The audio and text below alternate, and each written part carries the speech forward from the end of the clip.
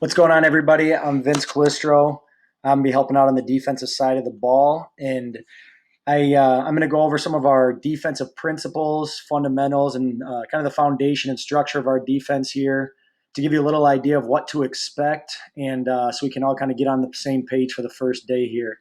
I'm also going to create another video that I'll link, more schematic stuff for our install of our front and our one of our coverages. So I will get started here.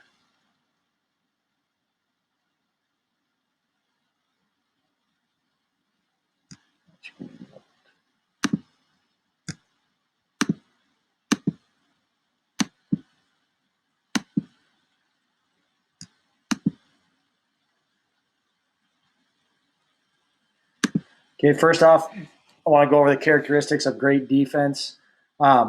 For us to be as good as we want to be, I think the communication is one of the most important aspects because we'll be running some check defense, which involves communication on the field from player to coach and then player to communicate what defense we're running. So it's paramount that everybody's on the same page, listening and communicating loud. We talk about relentless effort, and the one thing that I think defines a great defensive team is sprinting to the football. And if you want to make a lot of tackles, you want to be a great defensive team. It doesn't really matter what you run, but if you can do this second thing, sprint to the football all the time, you're going to be pretty good. And that's something that I've found year in and year out is the best teams are guys that have 11 hats running to the ball. And so that's the biggest thing that we preach at the high school level and really any team that you'll ever play on. If you want to be good on the defensive side of the ball, it's not rocket science. It's sprinting to the football and showing up and making plays. And so that's got to be a trained behavior that we work on every single day. And then the last thing, technique. We focus a lot on technique at all positions. We're going to do a lot of individual work, especially with the new guidelines and the COVID stuff. It'll give us a good chance to really master our technique. And that's kind of the last thing that we talk about being one of the most important characteristics that define great defenses. Our base structure is a 3-4 defense, which means we have 3 linebackers, which is our stud, who's our outside linebacker on the strong side, our Sam, who's our strong side inside backer, Will, who's the weak side inside linebacker, and Quick, who's the weak side, or we say quick side outside backer. So we don't say strong side and weak side, we say strong side and quick side. So we kind of fundamentally want to get maybe our more run stopper, stronger guys on one side and our quicker guys on the other in theory. Now, does it always work out that way? No, but that's kind of the principle behind it. We also have 2 safeties, a free safety and a rover. And the rover is really going to be our adjuster. We're going to move this guy around a lot to get him up to be able to play in the box at times. And he's also got to be able to cover. And this guy will sometimes be playing right over a tight end or, right behind the linebackers. And sometimes he'll be playing back here in the middle of the field. So we'll be adjusting these 2 mostly. The front 7 will pretty much stay the same. Obviously, at times we'll, scoot guys out, but the stud, quick, end, nose, and tackle will pretty much always be walked up on the line of scrimmage. These guys will be in 3-point stances.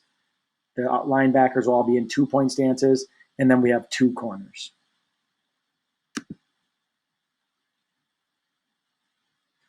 Okay, why the 3-4? It's multiple. We're able to adjust and balance up against formations very easily. We can get 8 to 9 guys in the box and really load the box if we need to. And it allows us to be multiple looking, but also very simple. While we have the same guys with the same responsibilities, we can adjust where they line up and how we attack teams. It also allows us to be aggressive, which I think is going to be the fundamental of our defense is aggressive and attacking. So we can create negative plays. It allows us to get fast guys on the field. And like we said, get 8 to 9 guys, load the box against the run, and make teams throw the ball. I'm not going to go over these, but these kind of highlight our position details and what each position really looks like. I'll send a copy of this PowerPoint so you can look over these things.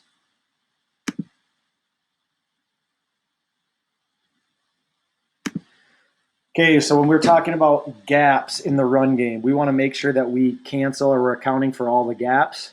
So we say between the center and the guard is the A gap, between the guard and the tackle is the B gap. Between the tackle and the tight end is the C gap. Between the tight end, and if we had a wing back out here, that would be the D gap. And then outside of that would be E gap. So it's just the alphabet in chronological order. And we split the field down the middle, and it's a mirrored concept. So we have the same thing on the left side. A gap is between the guard and center. B gap is between the tackle and guard. C between tight end and tackle. D is outside of the tight end. And if they had a wing back, it would go out to E, and so on and so on.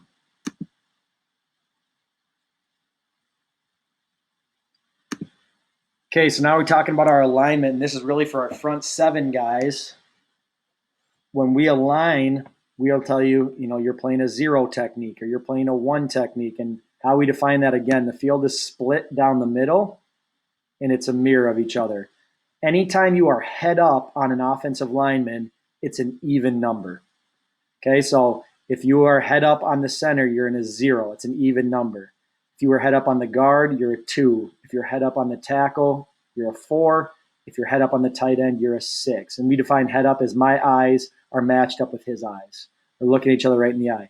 Anything outside shade, so let's just say my shoulder, my inside shoulder is matched up to his outside shoulder, we call an outside shade, and those are all odd numbers. So it would be a 1, would be outside shade of the center, outside shade of the guard is a 3, outside shade of the tackle is a 5, outside shade of the tight end is a 7.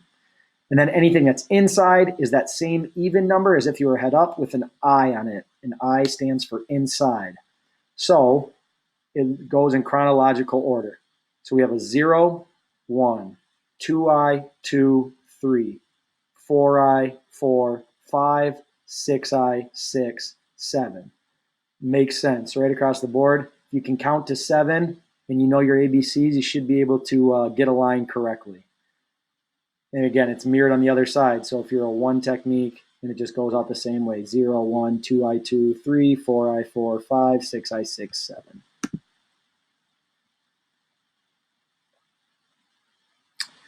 All right, so our base defense is going to be a check defense, which means we are going to align our defense based on the formation of the offense.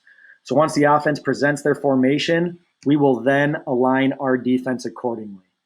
We think that this gives us the advantage to take away their strengths. If we know what they're going to run, we can align our defense in a way that takes away their strengths and puts them on plan B. And while there's a million formations that you can run, there's only 4 ways that an offense can align. And all the formations will fall into these categories here. So 2x2 is a balanced formation. That means there's 2 receivers on either side of the formation, right? So our offense calls that ace, I believe. So we have 2 receivers on the left of the side of the formation, 2 receivers on the right side. We call that a balanced formation. 2x1, the easiest way, we have 2 receivers on one side, 1 on the other. Or one of the easy ways to identify this, I would say 90% of the time, it's a 2-back formation in some way, shape, or form. Okay, so 2x1, just look for 2 backs in the backfield, and a lot of times that's going to give it away. 3x1 would be 3 receivers on one side, 1 on the other. And then empty, which they could line up 3x2 or 4x1, would mean that there's no backs in the backfield. Again, sometimes it's easier to look in the backfield and say, okay, there's 2 backs, I know it's 2x1, or there's no backs, I know it's empty. Now, whenever, based on what the offense comes out in, we will check our defense to that.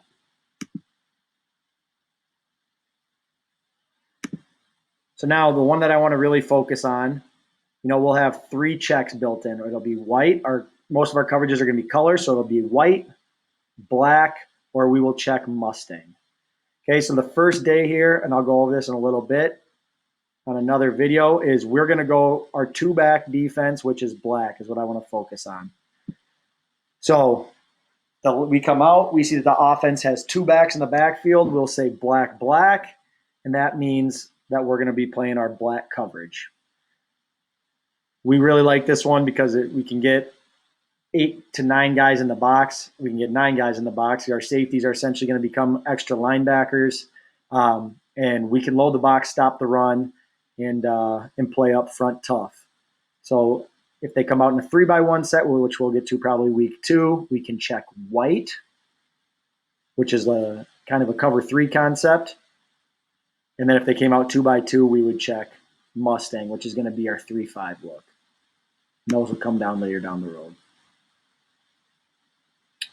So our base call then, we will call first will be our front. And we won't use all these fronts, but these are some of the ones that we have from our high school. So our front will be hard called in, and then the coverage we would say check, and that means you will check either white, black, or Mustang based on the offensive formation. Now, we could call it in and we could hard call, and coach might say, hey, we're going to run shade black, and no matter what formation, we're running black coverage. For right now, we're putting in check, which means we're going to align and check our coverage based on the formation. However, we could, again, hard call in white, black, or Mustang, and no matter what we call, or no matter what offensive formation they come out in, we would run that coverage. When the base call is check, we're going to check based on their formation.